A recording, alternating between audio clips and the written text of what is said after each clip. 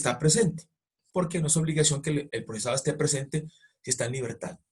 Si está privado de la libertad, tampoco es obligación si él manifiesta de manera expresa su deseo de no comparecer.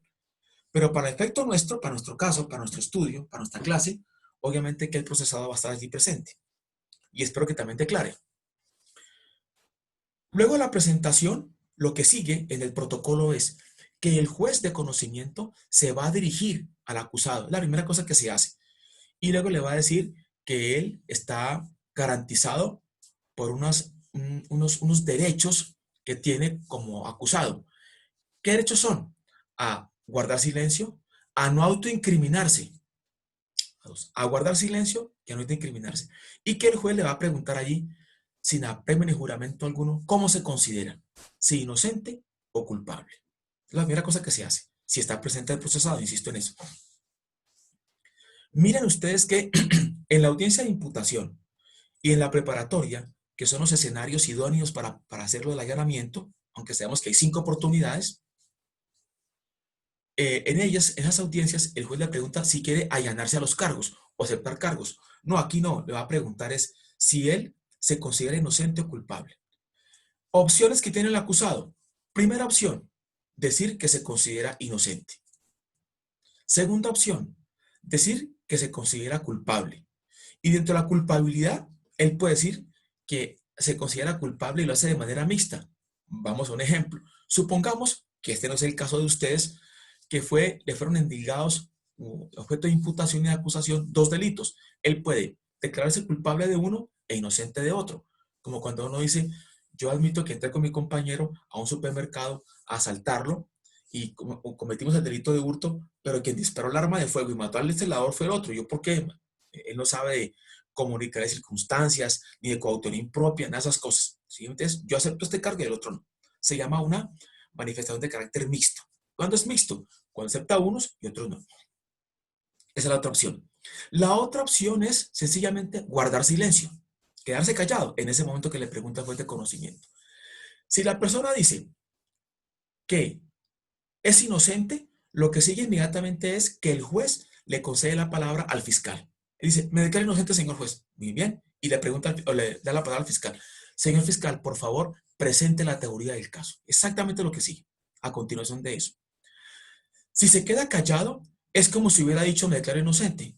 Aquí no aplica eso de que el que otorga. Como se quedó callado, entonces es responsable. De ninguna manera.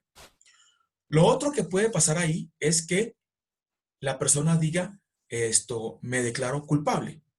Y ya dijimos, 2 opciones. Culpable de manera total. Supongamos aquí el señor dijera, me declaro culpable. Lo que sigue a continuación de esa declaración de culpabilidad, sea mixta o sea total, es que el juez debe verificar que esa declaración sea libre, consciente, voluntaria, debidamente informado por su defensor, y establecido eso, va a dar el sentido del fallo. Miremos que por primera vez, me refiero pues a la clase, aunque ustedes ya sé que lo saben anteriormente, por primera vez aparece la expresión sentido del fallo. El sentido del fallo es el momento en el cual, bien sea por preacuerdo, por allanamiento a cargos o por terminación de la fase probatoria y alegaciones finales, el juez va a decir, analizadas las pruebas, verificado todo lo que se dio aquí, para este despacho es claro que ese señor cometió o no cometió el delito y da una explicación más o menos somera al asunto. Tiene que decir de qué fue acusado, qué pruebas se practicaron. Hay jueces que se adentran mucho en el tema.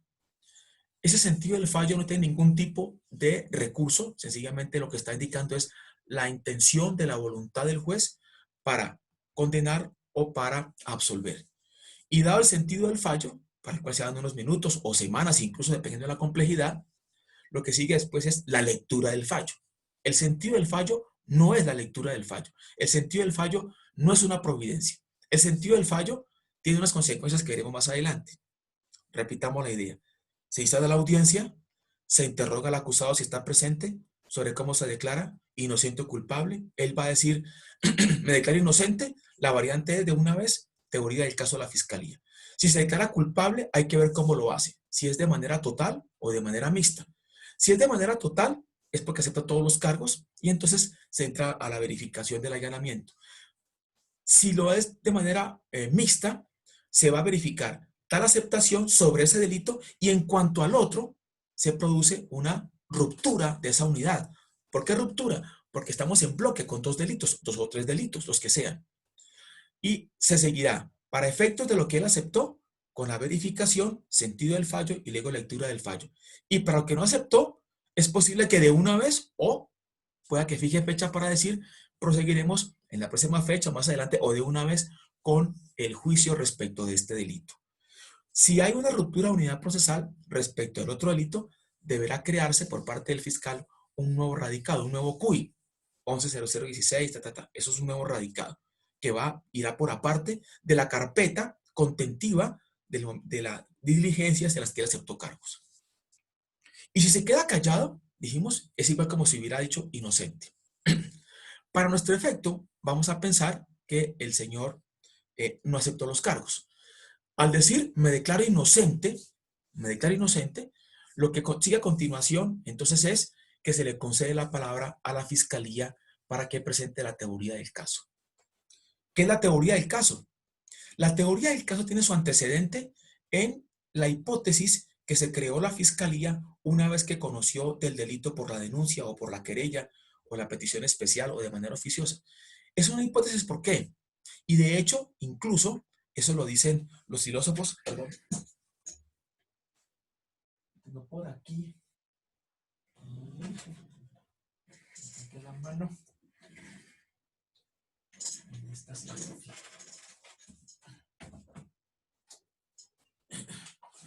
Este librito que está acá, que es de a la lógica, desde aquí se habla de eso, de la hipótesis, como una serie de ¿qué? Un conocimiento que se da respecto de algo.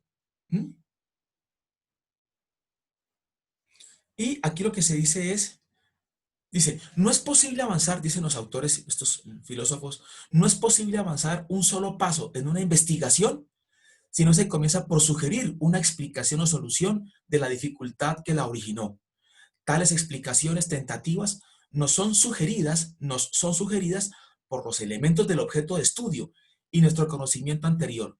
Cuando se las formula en forma de proposiciones reciben el nombre de hipótesis.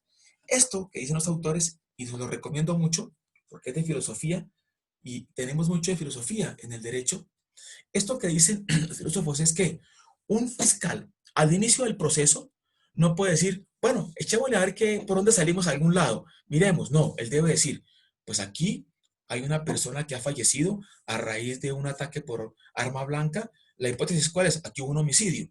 Vamos a cuadrar entonces todo encaminado a la investigación a eso.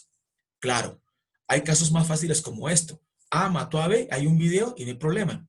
Hay casos más complejos. No se sabe si es, por ejemplo, un abuso de confianza o un hurto agravado por la confianza. No sabemos si es, pero sí se puede encuadrar la hipótesis, que es la intención que tiene uno, y sobre todo el fiscal, de encuadrar, de tipificar la conducta punible y ver hacia dónde encamina la investigación. La teoría del caso se convierte en una promesa, diríamos de esa manera, porque cuando se da la palabra al fiscal o a la fiscal para que presente la teoría del caso, la fiscalía casi siempre dice más o menos esto. Señor juez, esta fiscalía le promete a usted que al finalizar la práctica probatoria lo va a llevar al conocimiento. Más allá de toda duda, recordemos que hay un principio de progresividad del conocimiento, posibilidad para la imputación, probabilidad de verdad para la acusación y certeza, o más allá de toda duda, de la ocurrencia de una conducta punible el día tal en la ciudad de Bogotá, en el Transmilenio, en la que se presentaron estos hechos. Y le va a demostrar a usted, con la práctica probatoria, que el señor acusado es el responsable de este homicidio, que además es agravado porque lo mató, lo asesinó a esta persona, a la víctima, identificado con tal cosa, por un motivo absolutamente fútil, por una nimiedad, por una tontería. Entonces, señor juez, estas pruebas serán fundamentalmente las siguientes y dirá el testimonio de tal, el documento tal, el video tal, no sé qué tal cosa, y ahí está. Muy amable, señor juez. Cuando llegaron los norteamericanos a Colombia en la implementación, yo había concursado para juez penal circuito y en el concurso nos trajeron a unos fiscales norteamericanos. De hecho, nos presentaron el examen del concurso delante de ellos frente a unas audiencias. Y ellos nos comentaban que en Norteamérica son muy dados a darle nombres a los a los teorías del caso. Entonces hay fiscales que dicen, señor juez, este es el caso que se puede denominar del monstruo de Monserrate. Este es el caso denominado del esposo posesivo, del celópata, cualquier cosa de esas. Pero en Colombia no todo el mundo da por calificar, por adjetivar, por dar un nombre a la teoría del caso. Así que ustedes lo pueden plantear como ustedes consideren conveniente. Lo que sí debe quedar claro es una característica que es eh, sine qua non para el proceso, y es que la teoría del caso, es decir, esa presentación inicial que hace el fiscal es absolutamente obligatoria para la fiscalía. El fiscal tiene que presentar sí o sí la teoría del caso. No ocurre lo mismo con la defensa. La defensa no está obligada a presentar la teoría del caso. Por tanto, el juez, una vez que termina la fiscalía, su teoría del caso, que ya ha dicho, le prometo que le voy a llevar el conocimiento que pasó esto y que lo mató así, tal cosa, el juez debe preguntar al defensor, señor defensor, ¿es su deseo presentar teoría del caso? Porque es una facultad. Algunos autores, un autor peruano, por ahí que me leí, trata de decir, o lo dice expresamente, que no presentar teoría del caso por parte de la defensa implica cierta improvisación. No lo considero así. Y no lo considero así porque recordemos que quien tiene el peso de la carga probatoria, artículos sexto y séptimo, es la fiscalía. Quien debe probar más allá de toda duda es el fiscal. Es el fiscal porque es el titular de la acción penal. Y existe una presunción que cobija al procesado todo el tiempo, incluso aún siendo condenado en primera instancia, incluso en segunda instancia y se ha presentado recurso de casación. Siempre está permeándolo a él, protegiéndolo a él, la garantía de la presunción de inocencia. Presunción que tiene que ser controvertida, debatida, derrotada por la fiscalía con base en el elemento material probatorio, con base en las pruebas. Entonces, el defensor puede sencillamente decir, no, señor juez, no presentaré teoría del caso, como estrategia defensiva. Agregan eso a veces. ¿A qué se va a dedicar el defensor? A controvertir, a rebatir, a refutar, a opugnar, a confutar, como dicen algunas personas, la prueba que presenta la fiscalía. Otros por decir, sí, señor juez, yo voy a presentar teoría del caso y lo llevaré el convencimiento de este señor juez más allá de toda duda de que en efecto mi cliente sí dio muerte a la víctima del señor tal. Eso es cierto. Sin embargo, lo hizo en un estado de legítima defensa. Sin embargo, lo hizo en un estado de ira e intenso dolor, porque el señor se dedicó a ofenderlo, a meterle la madre, a buscarlo, y aunque estaba mirándose al frente y parecía que no dijera nada, hay testigos que van a decir que ese señor lo ofendió hasta que mi cliente reaccionó. Eso puede pasar. Terminado entonces lo que se llama teoría del caso, algunos lo llaman de otra manera que se llaman alegaciones iniciales, y lo digo así porque hay alegaciones finales, pero técnicamente es teoría del caso. El juez dice, vamos a dar apertura a continuación a la fase probatoria. Ahí, la fase probatoria. Todo lo que se estaba buscando con antelación, ahora viene a practicarse en el juicio. La fase probatoria tiene unas subfases, que se puede llamar así, no las voy a llamar subfases para no enredar la cosa. La fase probatoria, ¿con qué comienza? Para empezar, una parte introductoria a nuestro tema. ¿Cuáles son las finalidades del proceso penal? Son, artículo 381, son establecer si se presentó una conducta punible, la primera finalidad. La segunda es establecer si el acusado que está allí presente o ausente ha cometido ese delito o no. Y si lo cometió, ¿a qué título? Valga decir, como autor o como partícipe. Si es como autor, autor directo, autor mediato, como coautor, coautoría propia, coautoría impropia, coautor interviniente, lo que sea. Y si es un partícipe, si lo cometió a título de cómplice o a título de determinador. Usted ya lo sabe. Una vez terminada esa parte introductoria, ¿qué tenemos que decir? Que, bueno, está bien. ¿Y cómo probamos ambas cosas? Con los medios de prueba. Ustedes pueden ver allí que el artículo 382 del Código de Procedimiento señala cuáles son los medios de conocimiento. Claro, lo dice en forma general a través del proceso, pero la fase del juicio oral son los medios de prueba. Me explico. El artículo dice así, 382. Medios de conocimiento. Son medios de conocimiento la prueba testimonial, la prueba pericial, la prueba documental, la prueba de inspección judicial, los elementos materiales probatorios, evidencia física o cualquier otro medio técnico o científico que no viole el ordenamiento jurídico. Partiendo de una base que es importante, y es que en Colombia existe el principio de, ya lo comentamos cuando se hace la prueba, el principio de la libertad probatoria. Aquí se habla de los medios de prueba. Hay un medio de prueba que no está mencionado aquí y que es muy importante y se llama el medio de prueba de los indicios o prueba indiciaria. No está. Sin embargo, la Corte ha venido reiterando de manera pacífica, como dice la Corte, o sea, ya es una cosa absolutamente clara, que los indicios son medios de prueba que sí entran en el sistema penal acusatorio. Sí forman parte del sistema penal acusatorio. Lo que sucede es que son medios de prueba indirectos. Ello quiere decir que dependen de otro medio de prueba. Pero a través de ese medio de prueba ya practicado, por ejemplo, una prueba testimonial, entran, sobre todo en las alegaciones finales, entran la prueba indiciaria para, de los hechos probados, deducir, establecer, inferir, columbrar, derivar un hecho que no se conoce. Vamos a un ejemplo, aunque me estoy adelantando. Está probado que la persona ofendió al otro. Entonces uno puede colegir que el otro se sintió ofendido por lo que él le dijo. ¿Con qué corroboramos? ¿Con qué lo probamos? Hay un testigo que estaba al lado de la hora víctima y que escuchó cómo ese ofendía a esta persona que estaba acá. Lo veremos en su momento. Repitamos nuevamente. Presentación del caso por parte del juez, de las partes. Después de eso, interrogar al procesado si se considera inocente o culpable. Ya vimos las consecuencias. Si se considera inocente o guarda silencio o es mixta la declaración, se le concede la palabra al fiscal para que presente la teoría del caso, que es absolutamente obligatoria para la fiscalía, y luego para la defensa, que es facultativa u optativa, opcional. Y luego, inicio de la fase probatoria, y ya sabemos ambas finalidades. Esto que dije de las finalidades y de los medios de prueba, no lo dice el juez, lo digo yo porque estamos en la clase. Él no va a decir, como ustedes saben lo que se usa aquí. No, básicamente es, damos apertura, no digan aperturar, no verbalicen sustantivos. Vamos a dar apertura a la fase probatoria. Y yo dije, a manera de introducción, ¿qué se busca en el proceso penal y a través de qué? Y agregué que hay medios de prueba que se llaman los indicios y que forman parte de este aspecto probatorio.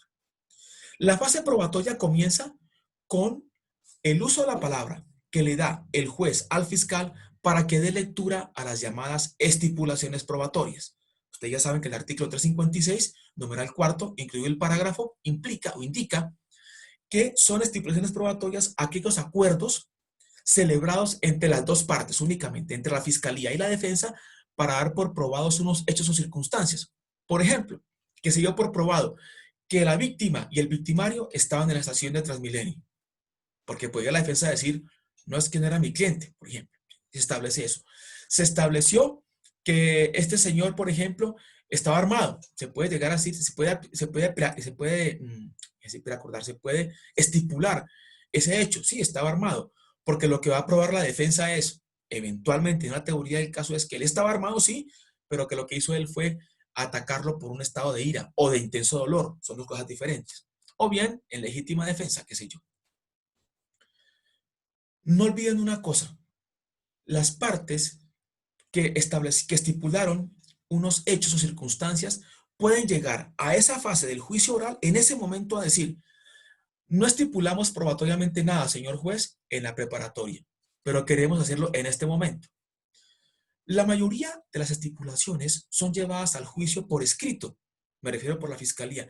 Se estipuló tal cosa. No es obligatorio. ¿Le da cierto orden? Sí. No es obligatorio, ¿por qué? Porque recuerden que debe quedar registrado en el audio y en el video toda la audiencia. Y hay un acta en el que dice, estipularon tales cosas.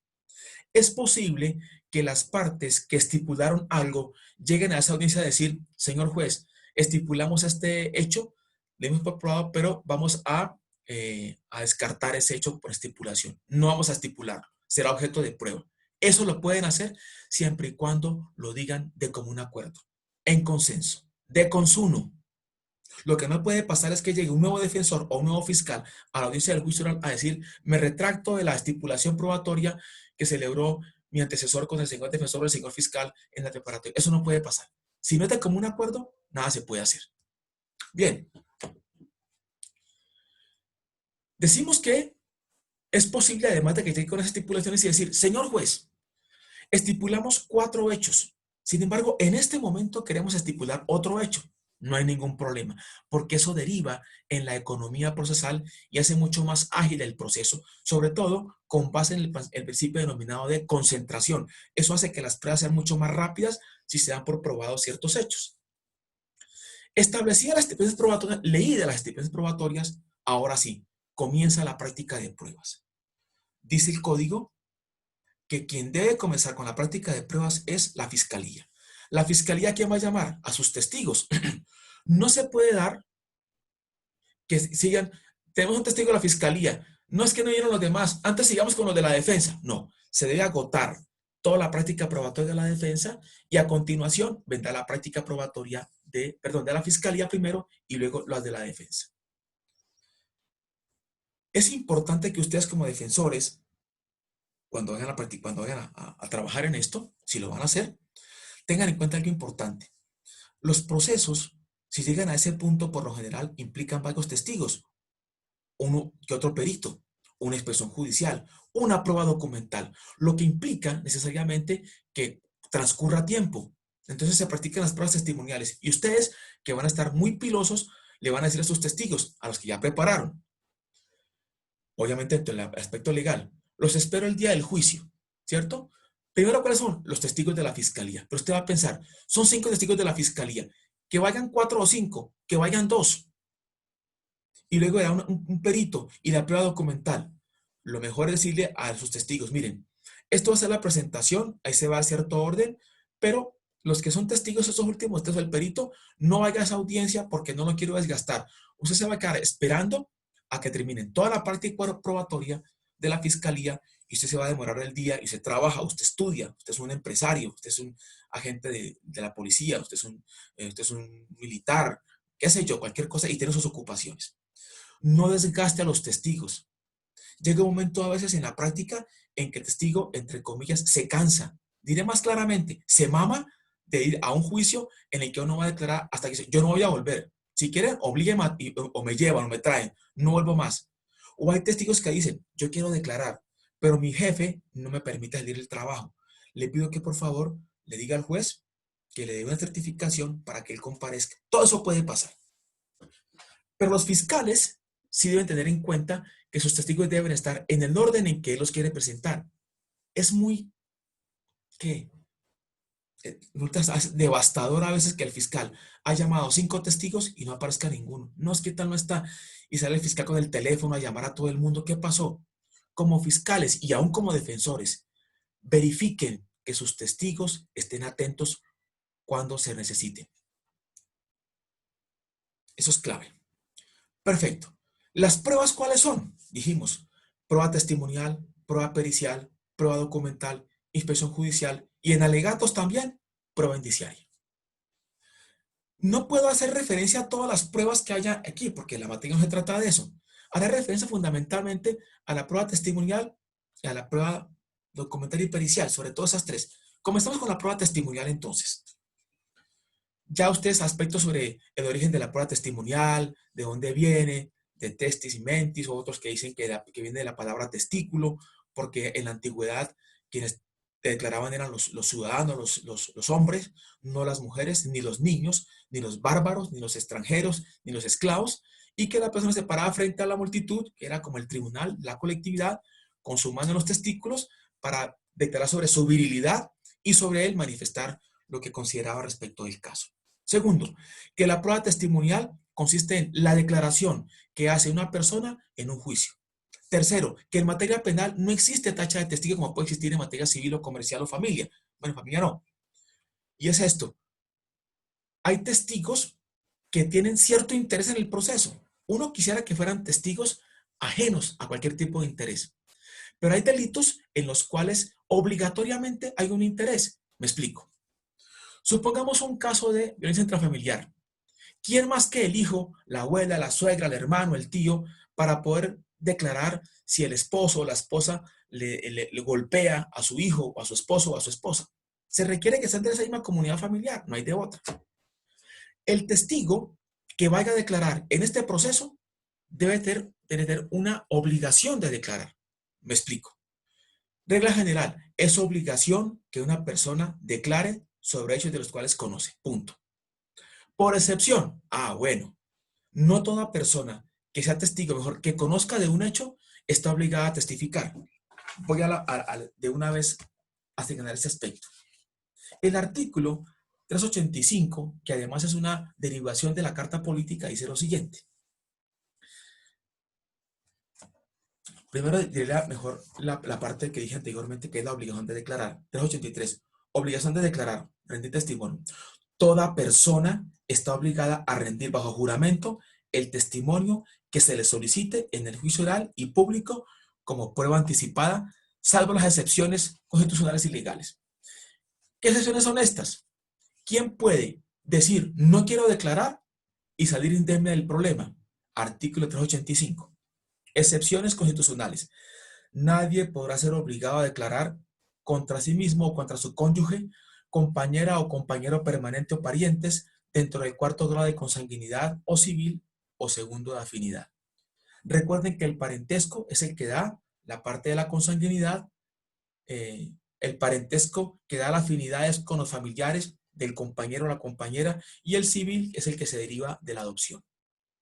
Y agrega, el juez informará sobre estas excepciones a cualquier persona que vaya a rendir testimonio, quien podrá renunciar a ese derecho. Se le preguntará, ahí está el testigo. Antes de eso debo decir algo importante. No podrá existir una declaración, o no deberá, si esta persona no presta juramento. Es decir, es requisito de la prueba testimonial que preste juramento. El juramento no es una cuestión de carácter religioso. No faltará el que diga, como yo soy ateo, no presto juramento. Es un compromiso frente al Estado, frente a la comunidad. Es un compromiso social, legal, constitucional. Solo que si la persona tiene más de 12 años, debe prestar juramento. Si tiene menos de 12 años, no prestará juramento. ¿Dónde lo dice? El artículo 383 dice lo siguiente. Al testigo menor de 12 años no se le recibirá juramento, y en la diligencia deberá estar asistido en lo posible por su representante legal o por un pariente mayor de edad. El juez, con fundamento en motivos razonables, podrá practicar el testimonio del menor fuera de la sala de audiencia, lo que se llama cámara Gesell, de acuerdo con lo previsto en el numeral quinto del artículo 146 de este código, pero siempre en presencia de las partes, quienes harán el interrogatorio como si fuera en juicio público. En la práctica, ¿qué se hace? Va un menor de edad, y si es un delito sexual, o en el que está como testigo un menor, ¿qué es menor de edad? 17, 16, 15, 14, 13, 12. Lo del juramento de 12 es porque es menos de 12 sin juramento. Más de 12, pero menos de 18, sigue siendo un menor de edad. ¿Cómo declaran? Van a una sala aparte, en Palo Quemados, en el quinto piso. Allá hay una psicóloga con unos audífonos, un micrófono. Va al menor de edad, en lo posible acompañado por un representante, un familiar. Y en otra sala se está desarrollando el juicio oral con presencia del juez, de la fiscalía, de la defensa, las demás partes intervinientes, y lo que se hace es que se va a interrogar a ese chico, a ese menor, a esa niña, con preguntas que sean de fácil comprensión en un lenguaje comprensible para él. ¿Quién le va a hacer esa pregunta? ¿Quién se la va a llevar? ¿Quién se la va a transmitir de esa manera ese lenguaje comprensible? El psicólogo. Las partes pueden ver al chico, al niño, al menor en el televisor que está en la otra sala, pero el menor jamás va a ver al procesado de las demás personas. Ahora sí decíamos, se le debe prestar juramento. Hay jueces, yo no acostumbraba a hacerlo yo, me gustaba más de manera personal, que hacen juramentos colectivos. Sigan todos los testigos de la fiscalía. Entonces, paran ahí, delante de todos, con el público presente, a menos que el juez considere que no debe estar presente el público por alguna razón, sobre todo cuando haya declaraciones de menores, no debe haber público presente. Y se les dice, esto es un compromiso de ustedes para que ustedes declaren. Y debo decirles que quien no esté obligado a declarar, se lo pregunté ahora, debe decirlo, a menos que quiera renunciar a ese derecho de guardar silencio, no declarar, y en consecuencia deberá hacerlo bajo la gravedad del juramento. ¿Eso está entendido? Sí, señor. Por favor, todos levantan la mano y dice lo siguiente. Y a veces dice, a veces no, debe decirle, la persona que va a garantir testimonio y llegar a faltar la verdad, total o parcialmente, incurre en prisión de 6 a 12 años. Por favor, todos levantan la mano. Bajo la gravedad del juramento, ¿juran ustedes y declaran que la verdad de la presente declaración? Sí, señores. Se retiran todos. ¿Con quién comenzamos, señor fiscal? El testigo va, quédese ahí. Digo yo que yo acostumbraba era llamar a cada uno y decirle, porque hay un compromiso mucho más personal. Son maneras de hacer las cosas. Se sienta el testigo y el juez le pregunta, por favor, su nombre completo y número de cédula. Mi nombre es tal. ¿Usted tiene algún grado de parentesco, familiaridad, algún tipo de relación con el señor aquí presente? Ninguno, señor juez. Muy bien. O sí, señor juez. ¿Qué es usted? Es mi papá, es mi mamá, es mi hermano, es mi esposa, es mi compañero. Es un feligrés al que yo lo confesaba. Soy médico del Señor, soy psiquiatra. En esos eventos hay que decirle esto. Artículo 385. Nadie podrá ser obligado a declarar contra sí mismo o contra su cónyuge, compañera o compañero permanente o parientes dentro del cuarto grado de consanguinidad o civil o segundo de afinidad. El juez informará sobre estas excepciones a cualquier persona que vaya a rendir testimonio, quien podrá renunciar a ese derecho. Entonces se pregunta, ¿usted quiere testificar? Ese es su esposo. No quiero testificar. Puede retirarse. De una. No le va a preguntar, ¿cómo así? ¿Por qué? No. ¿Está cobijado por eso? Se retira. Y agrega el artículo 385. Son casos de excepción al deber de declarar las relaciones de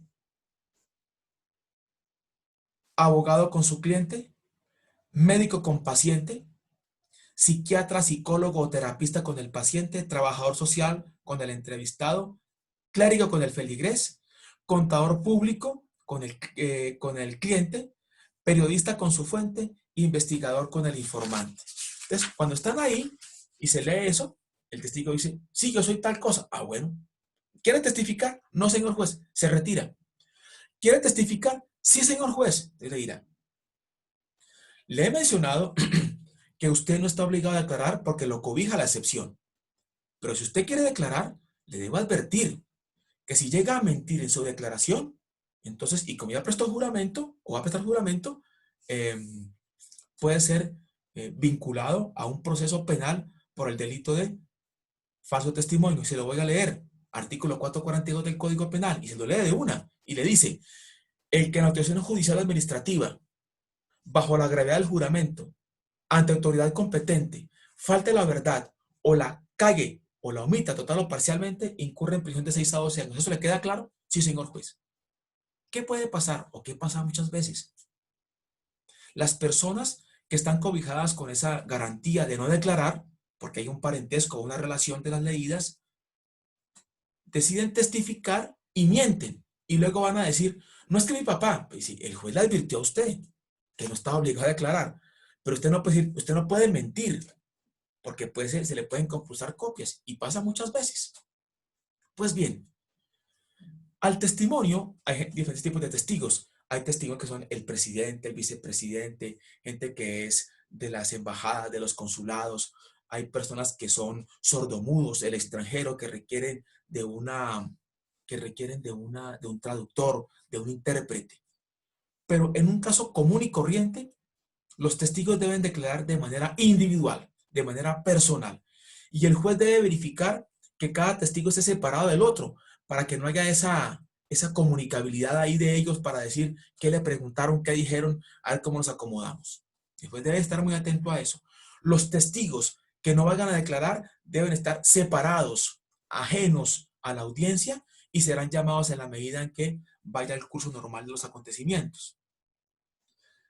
¿Qué pasa aquí? ¿Qué nos ha pasado aquí muchas veces? Ahora con esta pandemia, en las audiencias virtuales, en que a veces son testigos que son familiares y está declarando un testigo aquí y otro está en la sala. ¿Cómo hace uno para saber si él te está escuchando o no? Que muy seguramente será así. Porque la gente ahora vive en apartamentos muy pequeños, no son casas, y entonces está uno aquí y otro está escuchando. Es casi que imposible.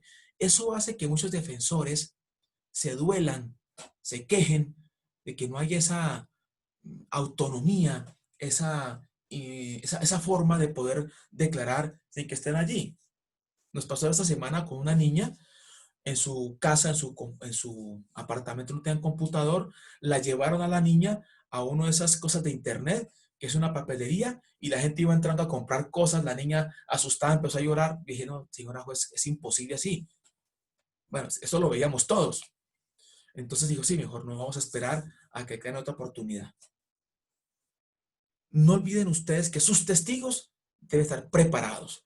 ¿Pero qué es la preparación del testigo? El testigo está preparado y así lo dice el manual de la fiscalía. Preparar un testigo no es decirle, bueno, diga esto y aunque usted vio esto, diga lo otro. No, la preparación es un derecho tanto del fiscal como del defensor. Hay que preguntarles, ¿usted vio los hechos, sí o no? Sí, yo los vi. ¿Y qué fue lo que usted vio?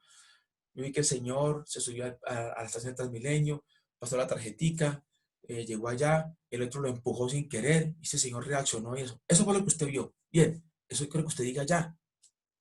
No quiero que diga mentiras ni que se acomode. Usted vio eso, perfecto.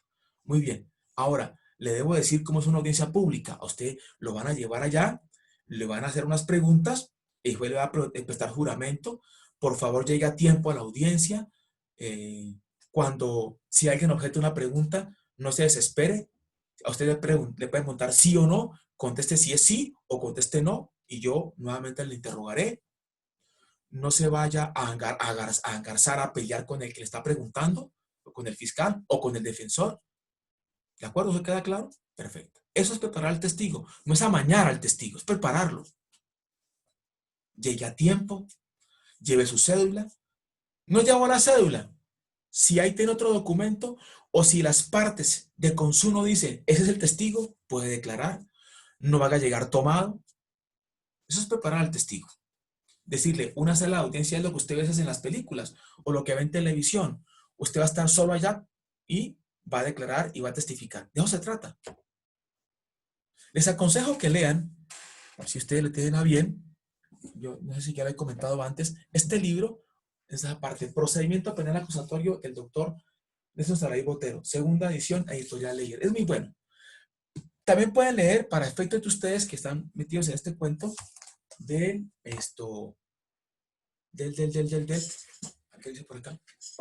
Este de los chilenos, también es muy bueno. Beitelman y Duche, sobre litigación penal, juicio oral, son también muy buenos. Cualquier libro que ustedes tengan a la mano para ustedes preparar el testigo.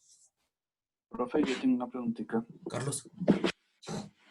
Digamos, surtidas todas estas etapas en este momento procesal de la audiencia de juicio, Sí. eh, y ya habiendo pues participado todas las partes, el juez de manera oficiosa, si tiene alguna duda, él no puede decretar una prueba. No, de ninguna manera. Ok, listo. Sí. La respuesta absolutamente es no. En alguna oportunidad la Corte, siendo ponente el doctor Edgar Villamil, Edgar Villamil, murió hace poco, lamentablemente, manipulando un arma de fuego. Y era un ex magistrado de la Corte. Fue terrible eso. Hace poquito, hace 2 o 3 años, menos incluso, alcanzó a decir, con ponencia de él, que de manera excepcionalísima podía el juez decretar una prueba. Inmediatamente la misma Corte incluso, y luego la Corte Constitucional dejó en claro que no se puede. Una de las garantías del proceso penal acusatorio es esa, Carlitos, que no puede haber pruebas de oficio. Porque al haber prueba de oficio, las partes que van a decir, este juez ya tiene su propia teoría del caso, ¿cierto? Su hipótesis, y quiere aclararla. Entonces, aquí lo que se hace es que las partes solicitan las pruebas, se puede presentar prueba sobreviniente, pero en ningún momento el juez puede decretar prueba de oficio. Así lo vea él, evidente. Él para que, pues, madre. La única posibilidad que tiene él, y lo veremos ahora, es que puede hacer preguntas aclaratorias. E incluso aquí a algunos jueces se les va la mano y recuerdan sus viejos tiempos de ley 600 y empiezan a preguntar, a preguntar, a preguntar y han sido regañados y a veces ha habido nulidades porque los jueces se van de calle preguntando cosas que no deben preguntar porque es para aclarar puntos. Bien, pues bien, entonces decíamos del testigo. Veamos la prueba testimonial. Partiendo de la base de que el testigo está habilitado, que ya prestó juramento, que está ahí, y que comienza con las pruebas de la fiscalía, hay que tener en cuenta lo que se conoce como el famoso interrogatorio cruzado del testigo. Voy a hacer una referencia muy general de esto y luego vamos a leer el artículo en cuestión, que es el artículo 391. El 391 no dice que el fiscal comenzará preguntando, dice es el que pidió la prueba, por supuesto. Recordemos que hay testigos de la fiscalía y de la defensa. El artículo hace referencias al testimonio cruzado sin importar quién lo citó. Quiero decir, el que lo citó comienza a interrogar.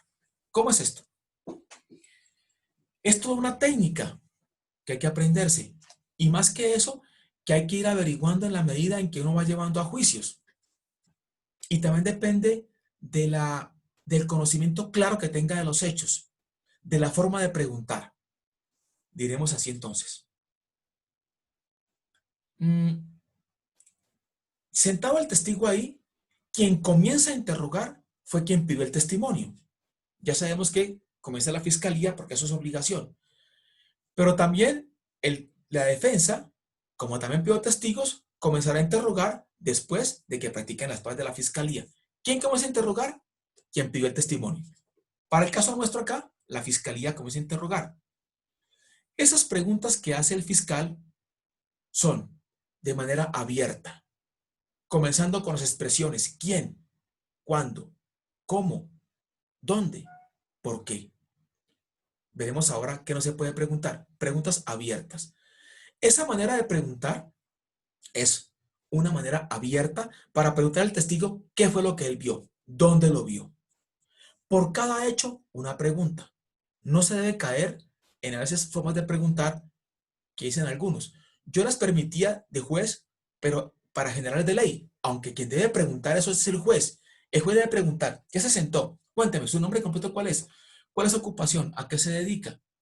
Perfecto. Señor fiscal, su testigo. Y el fiscal a veces, ocurre muchas veces, vuelve y le pregunta lo mismo. Por favor, ¿nos puede repetir su nombre? Hay fiscales que arrancan, o defensores cuando les toca el turno. Dígame su nombre completo, su ocupación, cuántos años tiene y dónde vive. No es bueno. Por cada hecho, una pregunta. ¿Cuál es su nombre? Tal. ¿Dónde reside? En tal parte. ¿Cuál es su ocupación? Porque puede caer en lo que se llaman preguntas compuestas. En generales de ley no son tan importantes, pero ya en los hechos sí. No puede preguntarle, ¿dónde estaba usted el día tal? ¿Qué hizo? ¿Y en compañía de quién? No, error. ¿Dónde estaba usted? Doc, Tal parte. Ricardo, sí, una pregunta. ¿Hay un máximo de no. preguntas en De las este 20 caso? preguntas, no. Como en los Por 100. ahí, como en lo civil que son 20 preguntas, no. En territorio de parte, no. Aquí es, usted pregunte. No hay problema. A veces he visto por ahí unos que dicen, pregunta número 1, no sé por qué hacen eso. Sobre todo para menores de edad. No, usted haga preguntas que sean claras, que sean conducentes también, que sean pertinentes, obviamente. Pues bien, se pregunta de manera, ese interrogatorio que hace el fiscal a ese testigo al que citó y que luego hará el defensor a su testigo al que él citó, se llama interrogatorio directo. Entonces pregunta uno, ¿cuál es el directo? Es el interrogatorio de preguntas abiertas, quién, cuándo, dónde, cómo, por qué, que hace el fiscal o el defensor con testigos que ellos